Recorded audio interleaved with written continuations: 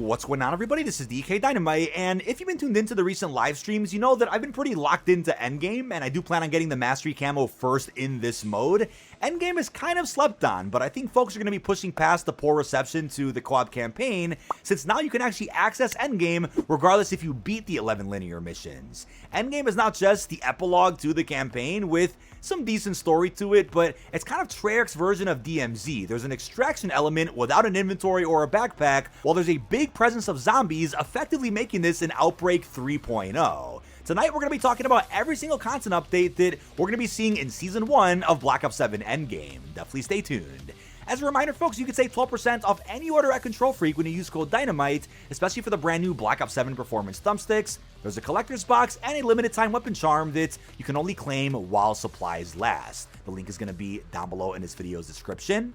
But a few days ago, I experienced some of the funniest COD timing I think I ever have. I think within about 20 minutes of losing a combat rating 60 operator to an unfortunate disconnect, Treyarch announced disconnect protection, which means if you do disconnect from servers or crash for whatever reason, the next match you play of Endgame will start you at the same combat rating that you began your last match of Endgame at. I'm so happy this game during the preseason window though, in the case you guys are trying to camo grind for Genesis, or unlock operator skins, or go ahead and grind as many level 60s as you can before the upcoming Season 1 content drop. And yeah, that's where you're going to be seeing footage of in the background, just unlocking the No Fear operator skin for as many characters as I can, and grinding a bunch of different combat ratings for a variety of my operator slots. But I also agree with Fajardi's recent tweet over on Detonated, which is that they should change the main menu to say Endgame multiplayer zombies instead of co-op campaign. Considering the poor reception to the 11 missions, I mean, there's going to be folks out there that probably don't give Endgame a chance because it's behind the co-op campaign button, which they probably don't want to click. But I'm sure as Season 1 updates do release for Endgame, people will become more and more aware of what this mode really is, and how it's kind of the sleeper mode of Black Ops 7, which is absolutely underrated. But I've already made some separate videos going over how to get a high combat rating, a legendary upgrade for your weapon. I made a video talking about the camo unlocks, and a separate video going over the 12 free operator skins you can earn when going up against the Tier 4 boss. As of now, it's unclear if the Faulkner boss fight over at Protocol at the bottom of the map is going to get vaulted, which would mean that you won't be able to earn those No Fear operator skins for almost every character in the game. I bet there's going to be a point in time where those skins won't be available to claim anymore, so what I'd recommend first and foremost is making sure you get all those operator skins unlocked before December the 4th, while I'd also recommend leveling up as many different operators as you can. At least get a good 4, 5, even maybe 7 operators past combat rating 45, because trust me, you're going to need them. Now, starting off with something brand new called exotic skills. We already have exotic weapon rarity, which you can only pick up when you defeat the Tier 4 boss, or by randomly getting lucky in a loot chest after completing a Tier 4 contract. It looks like an exotic rarity to the skill system is also coming to the game. As they wrote, exotic skills are powerful additions acquired by completing world events via a special exotic skill case. This will randomly award you one of the following exotic skills, and you can then equip and upgrade one specific exotic skill. If you are in a subsequent exotic skill case, you have one of two options: upgrade the currently equipped exotic skill to the next tier, or replace the currently equipped exotic skill that is attached to your character. Now, with each world event completion, you can equip and upgrade one exotic skill from the following. Before I go over that list, I do want to remind you that skills are tied to each individual character inside of Endgame. If you die or disconnect with that character, and let's say you don't get revived, then you're going to lose every skill that you unlocked and upgraded with that specific operator. If you switch to a different operator though, you'll still have all the skills you worked on for that operator, which again is separate from person to person. So we first up have the Mega Punch. Replaces your weapon butt with a deadly punch that knocks back enemies and deals more damage. The first upgrade will hit more enemies, whereas the final upgrade will have a chance to trigger a photon round that damages enemies and drops a healing capsule. There's then Conjuration, where if you kill enough enemies to summon toxic butterflies, they'll harass and damage enemies. The first upgrade will further increase its damage dealt, and the final upgrade will deal greater increases in damage dealt by those toxin butterflies. We then have the Echo Shell, which will significantly reduce damage taken from behind. The first upgrade will add further reduction, and the final upgrade will add greater reduction of damage taken from behind you. We then have Celebration, where enemies damaged or affected by equipment will have a chance to trigger mortar rounds that will target enemies. The first upgrade will further increase the chances, and the final upgrade will greater increase the chances of those mortar rounds to spawn. We then have Frost Cloud, where enemies damaged or affected by equipment have a chance to trigger Frost Clouds that will slow enemies down. The first upgrade will damage those enemies, and the final upgrade will transfer the frost from enemies that are affected nearby. But then we have Resurrection. On fatal damage, become temporarily invulnerable instead of dying, available once per match. The first upgrade will gain you full health after surviving, and the final upgrade says, instead of surviving fatal damage, receive a permanent self-revive that recharges when not downed.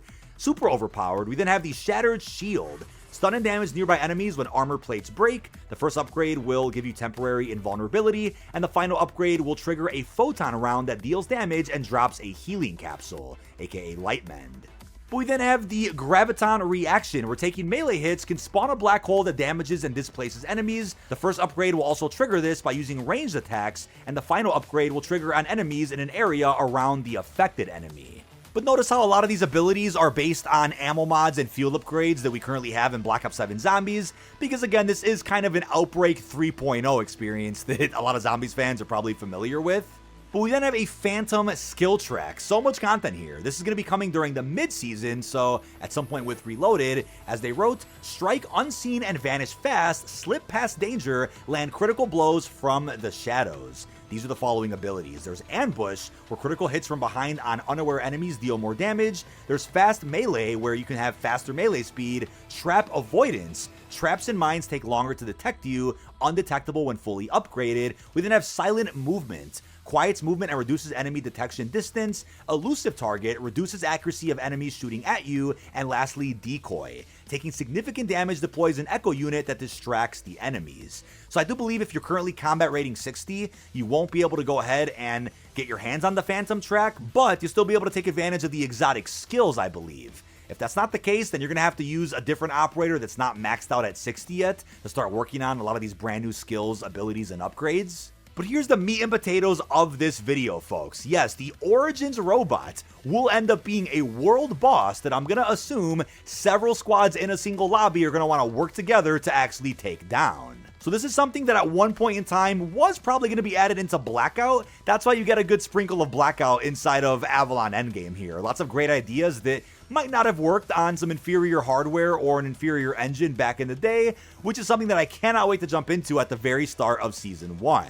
So as they wrote, we're going to be seeing 4 brand new Endgame world events, all spread throughout the entirety of Season 1. They do recommend that you're going to be a combat rating 45 when going into any of these world events, whereas exotic weapons will also come in handy. I'll of course be doing a full in-depth walkthrough and guide with how to beat the Origins bot once the update does drop. As they wrote, the Colossus of Avalon. Consult your attack map for the expected arrival area, and once certain criteria are met, it's unclear if that's like an Easter egg or something that you're going to have to do, you can watch the terrifying Titan fall from the skies, visible across most of the map. He's huge. To claim the bounty of rewards on offer for defeating the behemoth, you may need reinforcements outside of your own squad. Yes, we're going to have to work together, type in game chat, and get the biggest platoon that we could possibly make. Now you gotta study this giant for all of its weaknesses, expose its core, and take him out. If you fail, the Colossus will blast off into orbit, and I'm assuming you won't get another retry until you spawn into a fresh match. We then have the Toxic Tyrant World event also coming at launch. I believe this could be the Z-Rex from the Shattered Veil, who also makes an appearance in Dead Ops Arcade 4. So this T-Rex is already in Black Ops 7 Zombies to an extent. It would make sense that this is also the Tyrant they're talking about here for this Endgame World event. As they wrote, this is a large-scale threat that was let loose by this hallucinatory biological weapon. You need to focus on finding the source of this terror and try not to lose your mind entirely when facing this final boss. It does say an emergency alert will break into your usual combat chatter to warn you of a severe neurotoxin outbreak occurring here within Avalon. Of course, the Z-Rex was absolutely a toxic tyrant back in BO6 Zombies, and I'd bet for beating a boss this big, you're probably going to end up getting a free operator skin, maybe a blueprint, possibly even a secret camo. It's unclear what the rewards exactly are for beating these world bosses, apart from the exotic skill upgrades. But like I said, Zombies fans are absolutely eating. On top of DLC 1, Astra Malarum dropping at the start of Season 1, there's going to be big zombie bosses we can take on while playing this mode, which is crazy. So yes, welcome back Outbreak, welcome back Blackout, and welcome back some fan favorite zombie bosses. But they also mentioned another world event called Wraith Wing.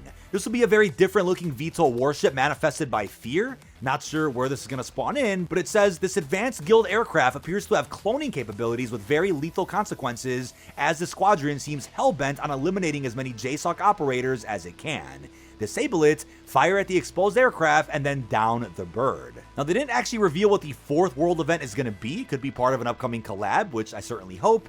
This is an opportunity for them to do in-game events for crossovers that don't have to be within Warzone and could actually be done even better in this Avalon Endgame space. But ladies and gentlemen, that is about it. This has been dkdynamite. Leave our thoughts down below in the comment section. That's everything we know so far that's coming to Season 1 of Black Ops 7 Endgame. I couldn't be more excited to see what they have in store for us as far as some secrets, surprises, crazy rewards.